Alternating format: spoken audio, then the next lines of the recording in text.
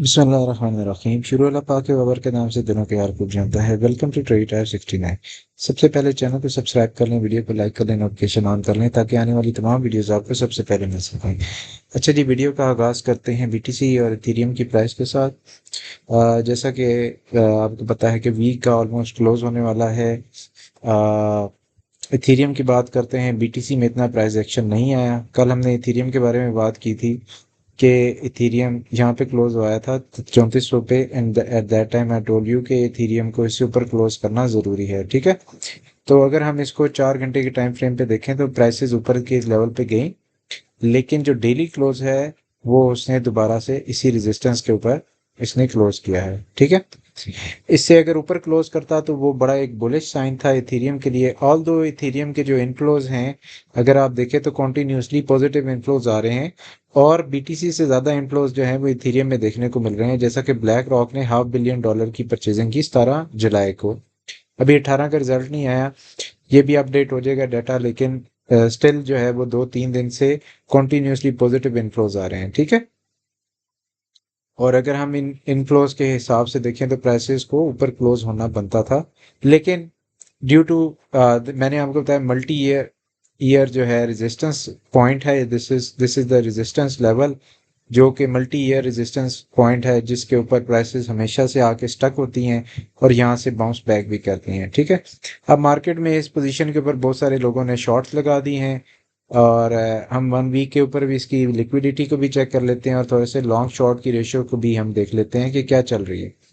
तो यहाँ पे आपको नज़र आ रहा है कि मार्केट में बहुत सारे लोग जो हैं इसको शॉर्ट करना चाहते हैं।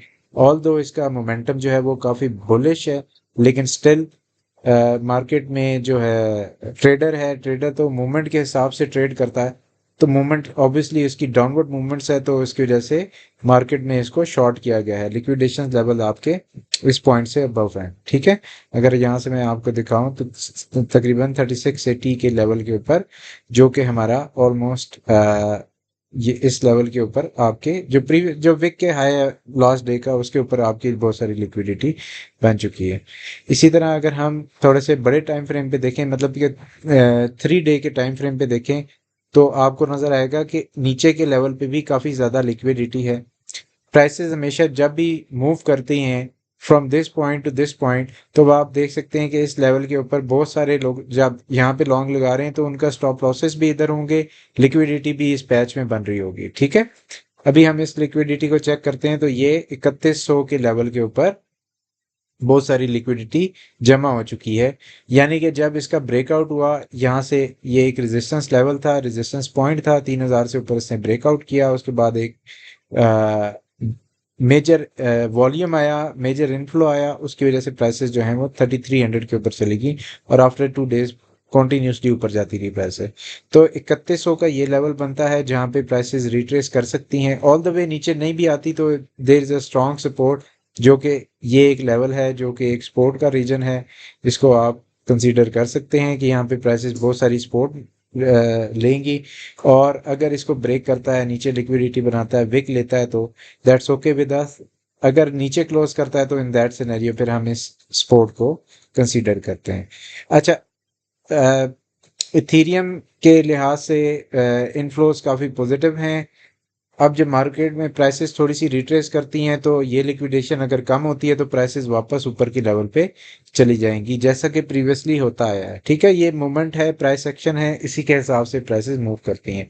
अब बीटीसी की बात कर लेते हैं, तो ये हमारा टारगेट था और दिस इज आल्सो रेजिस्टेंस। 121 के ऊपर रेजिस्टेंस है, और इस पॉइंट पे भी काफ़ी ज़्यादा रेजिस्टेंस है।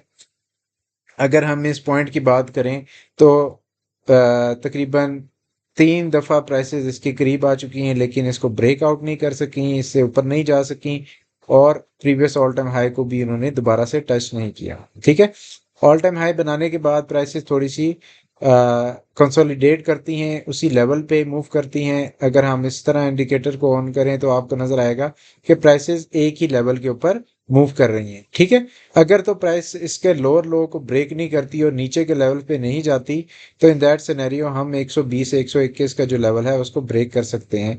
अच्छा, ये पॉइंट जो मेरी वीडियोस पहले से प्रीवियसली वीडियोस देख रहे हैं, तो ये टारगेट, ये लाइन जो है, ये इट्स एन ओल्ड टारगेट जो हमने बहुत अरसा पहले इसको सेट कर रखा था, और इस टारगेट को भी प्राइस ने हिट किया, और अब वहीं वहीं पे इसकी रेजिस्टेंस है। ठीक है, अब सपोर्ट की बात करें तो प्रीवियस जो ऑल टाइम हाई था यहाँ इस रीजन से लेके नीचे का रीजन जो है 109 तक, ये आपकी सपोर्ट का रीजन होगा, ये आपकी रेजिस्टेंस का रीजन है। यहाँ पे आपकी ऑल टाइम हाई के ऊपर लिक्विडिटी पड़ी हुई है। अब मोमेंट के हिसाब से, प्राइसेस के हिसाब से, अगर यहाँ पे आप लॉन्ग प्लेस करेंगे तो obviously this is not the right place to long, because के प्राइसेस अभी थोड़ा सा रिट्रेस मांग रही हैं। ठीक है, अब उसका अंदाज़ा हम कैसे करेंगे, हम उसका अंदाज़ा भी बीटीसी की प्राइस के साथ करें।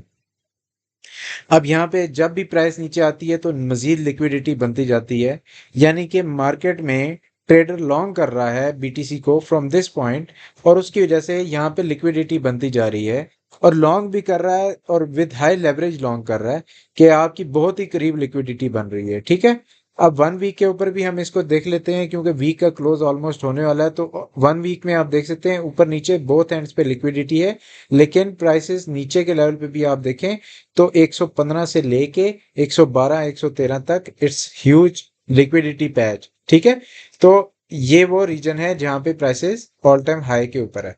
तो this could be a scenario के प्राइसेस ऑल द वे नीचे आए, इसको इस पॉइंट के ऊपर हिट करें, यहाँ पे ट्रेडर्स को लिक्विडेट करें, जो मार्केट में लेट लॉन्ग्स हैं उनको एलिमिनेट करें, और जो नीचे से जिन लोगों ने लॉन्ग किया हुआ है वो प्रॉफिट टेकिंग करें या क्लोज करें। इन दैट सिनेरियो आपकी लिक्विडिटी भी कम हो जाएगी, ऊपर लिक्विडिटी ज़्यादा हो जाएगी, तो देन प्राइसेस आपकी अगेन जो है मार्केट मेकर उसको प्राइस को मूव कराने के लिए ऊपर ऊपर की तरफ, नीचे ऑब्वियसली जब प्राइस नीचे आती है तो ऑर्डर्स लगते हैं, मैं वो आपको भी दिखा देता हूँ, तो प्राइसेस वापस से रिट्रेस कर जाएंगे। ठीक है, अगर हम इस तरह के सिनेरियोज को देखें यहाँ पे राइट नाउ हो क्या रहा है, तो आप देख सकते हैं कि प्राइसेस जूं जूं नीचे आ रही हैं तो यहाँ पे बाइंग हो रही है। ठीक है, ये कॉइन है कि एक साइट है, मैं मल्टीपल टाइम्स आपको बता चुका हूँ, इस पे आप अकाउंट बना लें, ये परचेज कर लें, मंथली इसके पैकेजेस हैं वो आप ले लें, आपको यहाँ से ये नज़र आता है कि ऑर्डर्स कहाँ कहाँ पे प्लेस हुए हैं और कौन कौन से ऑर्डर रियल टाइम में बाइनेंस के ऊपर, Binance is the big exchange, उसके ऊपर हम इसको देख रहे हैं। तो यहाँ से आपको नज़र आता है कि जो इन्वेस्टर है उसका इंटरेस्ट अभी भी इस रीजन में मौजूद है। यहाँ पे उसने 7.58 मिलियन डॉलर की बाइंग की है, इनिशियल ऑर्डर उसका 715 का था। ठीक है, लेकिन जो लाख का था, लेकिन ऑलमोस्ट 7.6 मिलियन डॉलर की उसने बाइंग कर ली इस पॉइंट के ऊपर। ठीक है, इसी तरह नीचे अगर आप ऑर्डर देखें तो ऑर्डर काफ़ी बड़े ऑर्डर्स भी लगे हुए हैं। जब यहाँ पे पूरी सेलिंग हो रही थी 30-30 मिलियन, 12 मिलियन, 8 मिलियन, इस तरह की सेलिंग हो रही थी, इन दैट सिनेरियो प्राइसेस ऊपर जा रही थी। अब जब मार्केट मेकर देखता है और इन्वेस्टर देखता है कि यार प्राइसेस नीचे आ रही हैं, तो वो बाय करना शुरू कर देता है। ठीक है, कि जब दोबारा से मूवमेंट क्रिएट होगा तो वो दोबारा से सेल करना शुरू हो जाएगा। ठीक है, तो बाइंग और सेलिंग का ये कॉन्टिन्यूस प्रोसेस है जो कि चलता रहता है। अगर हम इसी को देखें 112 के हिसाब से, 108 111 9 10 मिलियन का ऑर्डर यहाँ पे इनिशियल ऑर्डर 10 मिलियन का है, इधर इनिशियल ऑर्डर तकरीबन 9 मिलियन का है, 9.5 इधर 9.6, तो ये सारे बाइंग के ऑर्डर्स हैं जो कि स्पॉट बाइंग है। ठीक है, तो ऑब्वियसली जब प्राइसेस नीचे आएंगी, इनको ऑर्डर्स को लेंगी, तो प्राइसेस वहां से रिट्रेस कर सकती हैं। ठीक है, ये चीजें आपको हेल्प करती हैं मार्केट को एनालाइज करने के लिए कि अच्छा यहाँ से बड़े ऑर्डर्स यहाँ पे प्लेस हैं, तो अगर मार्केट ऑल द वे नीचे आती है तो रिट्रेस कर सकती है। उसके बाद आपके पास सपोर्ट और रेजिस्टेंस का एक कॉन्सेप्ट है, उसको भी हम देखते हैं, तो वो भी यही पॉइंट्स हैं। तो इस पूरे रीजन में नीचे तक ऑर्डर्स लगे हुए हैं, अगर तो ये सारे के सारे ऑर्डर ग्रैब करता है, यहाँ से दोबारा से एक जो है अपनी रैली स्टार्ट करता है, थोड़ा सा ब्रेक लेता है, इधर ही कंसोलिडेट करता है, इधर ही ऑर्डर्स ग्रैब करता रहता है, तो आपके पास दोबारा से ये वाली फॉर्मेशन बन जाएगी जिसमें आप बाइंग और सेलिंग कर सकते हैं एक रीजन। ठीक है, तो जैसा कि प्राइस पहले आई थी, फिर यहीं पे मूव करती रही, फिर ऊपर गई, मूव करती रही, तो ये दोबारा से सिनेरियो प्ले हो सकता है। या तो ऑन द अदर एंड ये सिनेरियो प्ले हो सकता है कि यहाँ से प्राइसेस आए और एकदम ही शूट अप कर जाएं, क्योंकि आपके पास बाइंग प्रेशर ऑलरेडी बहुत ज़्यादा चल रहा है। ठीक है, 500 बिलियन तकरीबन एवरी सिंगल डे। अगर आप एवरेज आउट करें तो आपको नज़र आएगा कि जो एवरेज है वो तकरीबन every single day 150 million dollar की एवरेज बाइंग हो रही है। ठीक है। और वैसे आजकल के दिनों की बात करें तो $500 मिलियन की बाइंग 17 जुलाई को हुई है। ठीक है। तो अभी का डाटा हमारे पास नहीं आया, लेकिन जो ही वो अपडेट होगा तो मैं आपको वीडियो में अपडेट कर दूंगा। अच्छा, अब एक और चीज़ है यहाँ पे, अभी थोड़ा सा इनफ्लोज हमें नेगेटिव में भी नज़र आ रहे हैं। जब आपके पास इनफ्लोज नेगेटिव में कॉन्टिन्यूसली आना शुरू हो जाएं तो आपने घबराना नहीं है। लास्ट टाइम यहाँ पे इन्होंने ऐसे ही किया था कि यहाँ पे थोड़ी सी सेलिंग की थी, प्राइसेस नीचे आई और दोबारा से बाइंग करके तो प्राइसेस को ऊपर ले गए। तो अभी भी यही सिनेरियो हो सकता है कि सेलिंग हो रही है, लेकिन उसके साथ साथ बाइंग भी आपको देखने को मिल रही है कि यहाँ पे बहुत सारी बाइंग हो रही है। तो बाइंग और सेलिंग का यही कॉन्सेप्ट चलता रहता है। और आप अपने हिसाब से जब आपको रैली नज़र आती है या कोई मूवमेंट नज़र आती है तो आप जंप इन कर जाते हैं और आप वहाँ पे प्रॉफिट टेकिंग करते हैं। यहाँ पे बहुत सारे लोगों ने मार्केट में शॉर्ट किया हुआ है इस पॉइंट के ऊपर, एक 17, एक 18, एक 19 के ऊपर जिसने शॉर्ट किया है, दैट्स गुड। यहाँ से अगर कोई शॉर्ट करने में इंटरेस्टेड है तो वो कर सकता है, लेकिन विद स्ट्रिक्ट स्टॉप लॉसेस यहाँ से आप इसको मार्केट को अगेन शॉर्ट कर सकते हैं। थोड़ी सी वीडियो लंबी हो रही है लेकिन ज़रूरी है। XRP ने ऑल टाइम हाई बनाया था। राइट नाउ प्राइसेस अभी भी ऑल टाइम हाई से ऊपर हैं। प्रीवियस जो उसका ऑल टाइम हाई था उससे ऊपर हैं प्राइसेस, जो कि एक अच्छा साइन है। यूनी की बात करें तो यूनी में मैंने आपको बताया था एक जंप आएगा, एक सर्ज आएगा, और 20% का पंप देखने को मिला कल के दिन में। थोड़ी सी प्राइसेस रिट्रेस कर रही हैं, लेकिन अभी भी there is a plenty of room on the upside. ठीक है। बहुत सारा अभी इसमें जो है वो आप प्ले कर सकते हैं।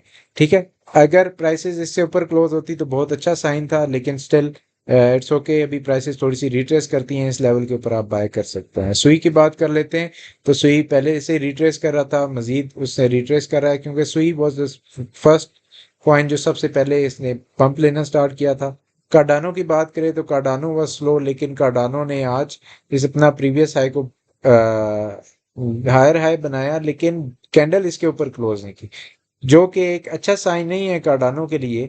लेकिन स्टिल हायर हाई बनाया है, वो एक अच्छा साइन है। लेकिन अगर इसके ऊपर डेली कैंडल क्लोज कर जाता तो इन दैट सिनेरियो हमारे पास एक अच्छा रूम था यहाँ पे इसको प्ले करने का।